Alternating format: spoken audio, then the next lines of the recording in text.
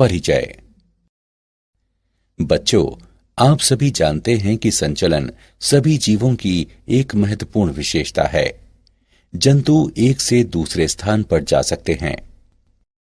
जब कोई जीव एक स्थान से अन्य स्थान पर जा सकता है तो ये गमन कहलाता है।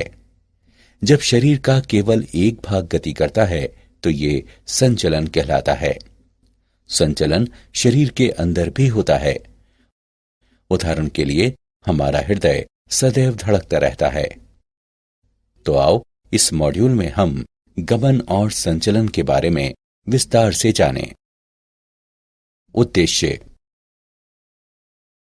इस पाठ के अंत में आप निम्न करने में सक्षम हो जाएंगे: गति के प्रकारों का वर्णन करना, पेशियों और इनके प्रकारों की व्याख्या करना, कंकाल पेशी की संरचना का वर्णन करना, संकुचनशील प्रोटीनों की संरचना पर चर्चा करना, पेशी संकुचन की क्रियाविधि को वर्णित करना, कंकाल तंत्र का वर्णन करना, संधियों पर चर्चा करना और पेशीय तथा कंकाल तंत्र के विकारों को सूचीबद्ध करना। गति के प्रकार।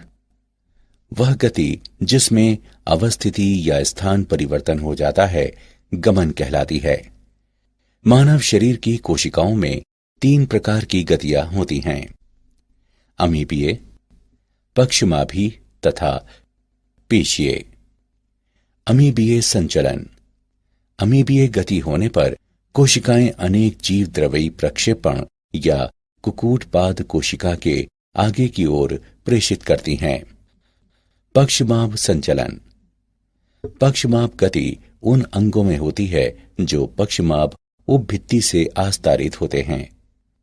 उदाहरण के लिए श्वास नली में पक्षमाभों की समन्वित गति से धूल कण युक्त श्लेष्मा को फेफड़ों से दूर हटाने में सहायता मिलती है। पेशीय संचलन। पेशीय गति मानव शरीर में एक अत्यंत महत्वपूर्ण प्रकार की गति है, जैसे कि जीवा की गति इत्यादि। पेशियों की संकुचनशीलता हमें गमन और अन्य प्रकार की गतियां करने में समर्थ बनाती है। पेशी। पेशियां विशेष प्रकार के ऊतक होते हैं जो मध्य जनस्तर से उत्पन्न होते हैं। पेशीय ऊतकों में उद्दीपन के पश्चात संकुचन की क्षमता पाई जाती है।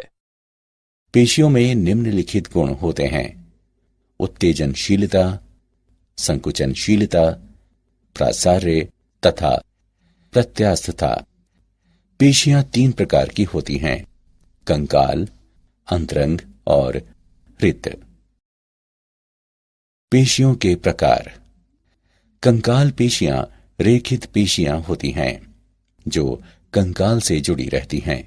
ये हमारे शरीर का 50% भार निर्मित करती हैं और ये चलन क्रिया तथा कंकाल को सपोर्ट करने में मदद करती हैं। ये तंत्रिका तंत्र के ऐच्छिक नियंत्रण में कार्य करती हैं, इसलिए ये ऐच्छिक पेशियां भी कहलाती हैं। अंतरंग पेशियां ऐसी पेशियां होती हैं जो हमारी रुधिर वाहिनियों में तथा शरीर के आंतरिक अंगों में स्थित होती हैं। अंतरंग पेशी कोशिकाओं पर धारियां नहीं होती और इसलिए ये चिकनी पेशियां भी कहलाती हैं। ये तंत्रिका तंत्र के ऐच्छिक नियंत्रण में नहीं होती और इसलिए ये अनैच्छिक पेशियां भी कहलाती हैं। हृदय पेशियां हृदय की पेशियां होती हैं। हृदय पेशी कोशिकाएं प्रायः विशाखित होती हैं। ये अनैच्छिक तथा रेखित होती हैं। कंकाल पेशियों की संरचना। पेशी अनेक पेशी तंतुओं से बनी होती है जिन्हें पूलिकाएं कहते हैं, जो परिकोशिका कहलाने वाली एक संयोजी ऊतक परत द्वारा एक दूसरे से पृथक होते हैं। अंतःपेशिका संयोजी ऊतक होता है जो पेशी तंतुओं को एक दूसरे से पृथक करता है। सार्कोलेमा कोशिका भित्ति के तंतु होते हैं जो अंतःपेशिका के नीचे होता है तथा पेशी द्रव्य सार्कोलेमा के नीचे स्थित होता है। प्रत्येक पेशी तंतु में बेलनाकार पेशी तंतुक होते हैं। प्रत्येक पेशी तंतु में सैकड़ों से लेकर हजारों तक की संख्या में पेशी तंतुक होते हैं। ये एक्टिन तथा मायोसिन के बंडल होते हैं और पेशी संकुचन में महत्वपूर्ण भूमिका निभाते हैं। प्रत्येक पेशी तंतुक पर एकांतर क्रम से हल्की और गहरी रंग की पट्टियां होती हैं। हल्की पट्टी में एक्टिन होता है जिसे आई बैंड कहते हैं, जबकि गहरी पट्टी में मायोसिन होता है जिसे ए या विषम दैशिक बैंड कहते हैं। एक्टिन तंतु मायोसिन तंतुओं की तुलना में पतले होते हैं, अतः एक्टिन तंतु पतले तंतु जबकि मायोसिन तंतु मोटे तंतु भी कहलाते हैं। पेशी तंतुक अनेक सार्कोमियर इकाइयों से बने होते हैं जो सिरों पर जुड़ी रहती हैं। जेड रेखाएं कहलाने वाली अभिलंबवत प्रोटीन प्लेटें प्रत्येक सार्कोमियर की पार्श्व सीमाएं बनाती हैं। प्रत्येक सार्कोमियर का मध्य क्षेत्र एच जोन कहलाता है जिसमें केवल मायोसिन होता है। संकुचनशील प्रोटीन की संरचना। एक्टिन एक गोलाकार प्रोटीन जी एक्टिन है जो दोहरे कुंडलित तंतुओं यानी एफ एक्टिन में बहुलीकृत होता है। ट्रोपोमाइसिन तथा ट्रोपोनिन पतले तंतुओं के अन्य निर्माणक हैं। ट्रोपोमाइसिन एक्टिन तंतुओं पर पूरी लंबाई में जाते हैं और मायोसिन के बंध बनाने वाले स्थानों को ढक कर रखते हैं। एक मायोसिन तंतु असंख्य एकल की प्रोटीनों से बना होता है जो मेरोमायोसिन कहलाते हैं। प्रत्येक मेरोमायोसिन के दो भाग होते हैं, भारी मेरोमायोसिन यानी HMM तथा हल्का मेरोमायोसिन यानी LMM। भारी मेरोमायोसिन का गोलाकार सिर होता है जो एक्टिन तंतु से जुड़ा भाग होता है। मेरोमायोसिन अवयव अर्थात सिर एवं छोटी भुजा पर नियत दूरी तथा आपस में एक नियत दूरी नियत कोण पर ए तंतु पर बाहर की तरफ उभरे होते हैं जिसे क्रॉस भुजा कहते हैं। मूल्यांकन। आगे बढ़ने से पहले आइए देखें कि आपने कितना सीखा। सही विकल्प को उठाकर उसके संगत स्थान पर रखें। पेशी संकुचन की क्रियाविधि। सार्कोमियर के संकुचन एवं शिथिलन की क्रियाविधि सर्पी तंतु सिद्धांत कहलाती है। संकुचन के दौरान सार्कोमियर छोटे हो जाते हैं, हालांकि एक्टिन और मायोसिन तंतुओं का आकार समान बना रहता है। वे एक दूसरे पर खिसकते हैं और पेशी संकुचित व शिथिल होने के साथ अपनी आपेक्षिक स्थितियां परिवर्तित करते हैं। संकुचित करने के लिए कायिक प्रेरक तंत्रिका से एक क्रिया विभव उत्पन्न होता है जो तंत्रिका पेशीय संगम तक जाता है। ये तंत्रिका तथा कंकालीय पेशी के बीच का संगम होता है। तंत्रिकाक्ष अंत के विध्रुवण के कारण ये तंत्रिका संचारक एसिटिल कोलिन को तंत्रिका तथा पेशी के बीच अंतर्ग्रंथि विदर में मुक्त करता है। पेशी तंतु तंत्रिका संचारी द्वारा प्रेरित किए जाने के कारण अपना क्रिया विभव उत्पन्न करता है। ये विद्युत संकेत पेशी तंतु की जीव द्रव्य कला से गुजरता है और ये जीव द्रव्य कला की नलिकाकार अंतर्वलनों से भी गुजरता है जो टी नलिकाएं कहलाती हैं। सार्कोप्लाज्मिक जालिका एक कोशिकांग होता है जिसमें झिल्लिका सदृश नेटवर्क होता है। सार्कोप्लाज्मिक जालिका में कैल्शियम आयन संचित होते हैं और तब उन्हें शेष कोशिका द्रव्य से पृथक कर देते हैं। क्रिया विभव के टी नलिकाओं से गुजरने के साथ सार्कोप्लाज्मिक जालिका कोशिका विलय में कैल्शियम मुक्त करती है। कैल्शियम आयन सार्कोमियर के कोशिका द्रव्य में विसरित हो जाते हैं। सार्कोमियर में एक्टिन तंतु मनकों के दो परस्पर गुंथी धागेनुमा संरचनाएं होती हैं। मायोसिन तंतु एक्टिन से मोटे होते हैं और इनके सिरों पर घुड़ी जैसे सिर होते हैं। ट्रोपोनिन तथा ट्रोपोमायोसिन एक्टिन तंतुओं पर रहते हैं, जबकि मायोसिन के सिरे एडीपी के अणुओं और अकार्बनिक फॉस्फेट से बंधे होते हैं। सार्कोप्लाज्मिक जालिका द्वारा कैल्शियम मुक्त किए जाने पर कैल्शियम आयन ट्रोपोनिन के अणुओं से बंध जाते हैं। बंध जाने के बाद ट्रोपोनिन अपनी स्थिति में वापस आते हैं और ट्रोपोमायोसिन अणुओं को खींचते हैं। जब ट्रोपोमायोसिन गति करता है तो एक्टिन तंतु की प्रत्येक एक्टिन उप-इकाई पर मायोसिन आबंधन स्थल खुल जाते हैं। जब मायोसिन सिरा एक्टिन से जुड़ता है तो क्रॉस कंकाल तंत्र। कंकाल तंत्र जंतु के शरीर के लिए ढांचा है और ये अस्थियों एवं उपास्थियों का बना होता है। मनुष्य में 206 अस्थियां और कुछ उपास्थियां होती हैं। कंकाल तंत्र को अक्षीय कंकाल और उपांगीय कंकाल में वर्गीकृत किया गया है। अक्षीय कंकाल, इसमें करोटी, मेरुदंड, उरोस्थि और पसलियां शामिल हैं। करोटी में 22 अस्थियां होती हैं तथा मनुष्य करोटी में अस्थियों के 2 समुच्चय होते हैं, कपालीय और आननी। कपालीय अस्थियां मस्तिष्क के लिए कठोर रक्षक आवरण बनाती हैं। कपाल में 8 चपटी अस्थियां होती हैं, एक एथमोइड अस्थि, एक ऑक्सीपिटल अस्थि, 2 पैराइटल अस्थियां, एक स्फीनॉइड अस्थि और 2 टेम्पोरल अस्थियां। आननी भाग में 14 अस्थियां होती हैं, 2 निम्न नासा शंखिका, 2 लैक्रिमल अस्थियां, एक मैंडिबल, 2 मैक्सिला, 2 नासा अस्थियां, 2 पैलेटाइन अस्थियां, एक वोमर और 2 जाइगोमेटिक अस्थियां। हाइआइड अस्थि मुख गुहा के नीचे स्थित होती है। निचले जबड़े की अस्थि, जो मैंडिबल कहलाती है, करोटी की एकमात्र चलायमान अस्थि है और केवल यही अस्थि करोटी की अन्य अस्थियों से सीधे जुड़ी नहीं होती है। कर्ण में 3 छोटी अस्थियां होती हैं, मैलियस, इनकस एवं स्टेपीज, जो सामूहिक रूप से कर्ण अस्थिकाएं कहलाती हैं। कशेरुक दंड या रीढ़ शरीर के पीछे स्थित होती है और छाती या वक्ष की अस्थियों को जोड़ती है। यह कंकाल का मध्य भाग बनाती है। ये मेरुरज्जु की सुरक्षा करती है और करोटी को सहारा प्रदान करती है।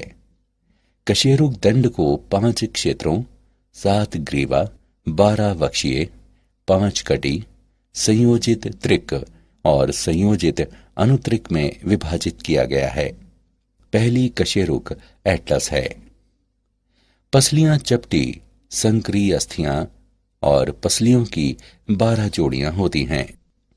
पहली 7 जोड़ी पसलियां, इनको वास्तविक पसलियां कहते हैं क्योंकि ये सीधे उरोस्थि से जुड़ी होती हैं। पसलियों का मुख्य कार्य फेफड़ों व हृदय की सुरक्षा करना है। पसलियों की 8वीं, 9वीं और 10वीं जोड़ियां कचाव उपास्थि की। उपांगीय कंकाल। उपांगीय कंकाल मेखला और पादों के कंकाल का बना होता है।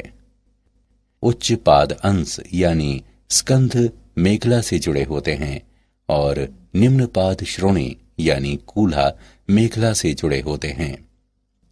अंश मेखला में 2 अस्थियां होती हैं, जत्रुक क्लेविकल भी कहलाती हैं और एक चपटी त्रिभुजाकार अस्थि स्कैपुला कहलाती है।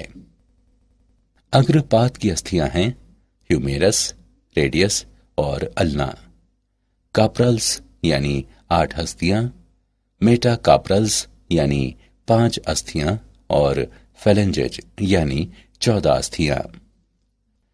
श्रोणी मेखला में 2 बड़ी श्रोणी अस्थियां होती हैं जो कॉक्सल अस्थियां कहलाती हैं। प्रत्येक श्रोणी अस्थि 3 अस्थियों के संलयन से बनी होती है, इलियम, इस्चियम और प्यूबिस। इन तीनों में इलियम सबसे बड़ी होती है और श्रोणी अस्थि का ऊपरी भाग बनाती है। पश्चपाद की अस्थियां फीमर सबसे बड़ी अस्थि, टिबिया और फिबुला, टॉर्सल यानी 7 अस्थियां, मेटाटार्सल 5 अस्थियां और फेलेंजेज 14 अस्थियां हैं। संधियां। एक संधि वहां बनती है जहां 2 या अधिक अस्थियां पास पास होती हैं और उपास्थि द्वारा जुड़ी होती हैं। ये संधियां उच्चारण स्थान भी कहलाती हैं।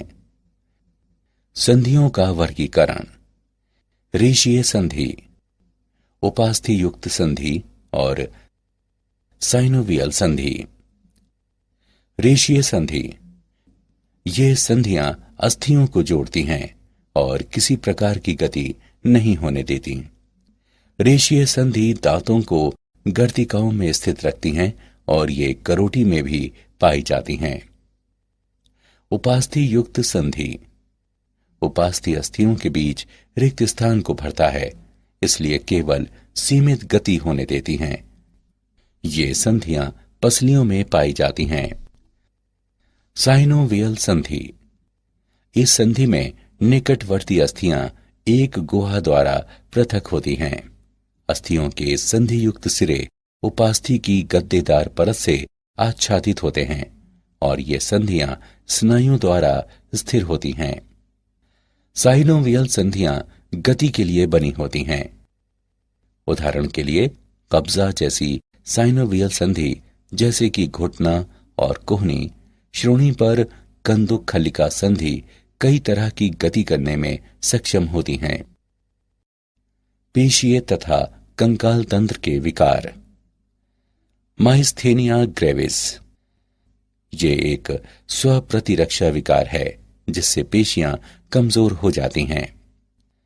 पेशीय दुष्पोषण, ये आनुवंशिक रोगों का समूह है जिसके कारण पेशी तंतु क्षतिग्रस्त होने की संभावना रहती है। अपतानिका, ये असामान्य दशा है जिसमें गलत कैल्शियम उपापचय के कारण पेशियों में दर्दनाक ऐंठन होती है।